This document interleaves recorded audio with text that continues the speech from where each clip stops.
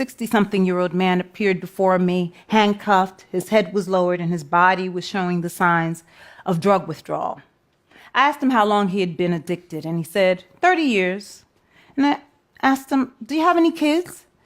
And he said, yeah, I have a 32-year-old son. And I said, oh, so you've never had the opportunity to be a father to your son because of your addiction.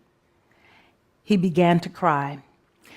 I said, you know what, I'm going to let you go home, and you'll come back in 2 weeks, and when you come back, we'll give you some assistance for your addiction.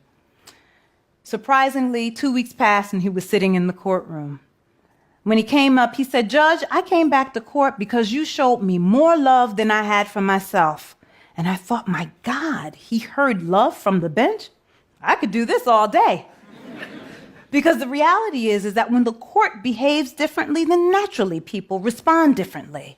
The court becomes a place you can go to for assistance, like the 60-something-year-old schizophrenic homeless woman who was in distress and fighting with the voices in her head and barges into court and screams, Judge, I just came by to see how you were doing. On this day, she needed help, and she came to court. And after 4 hours of coaxing by the judge, the police officers, and the staff, she is convinced to get into the ambulance that will take her to the crisis unit so that she can get her medication. It's what happens when a person in authority treats you with dignity and respect.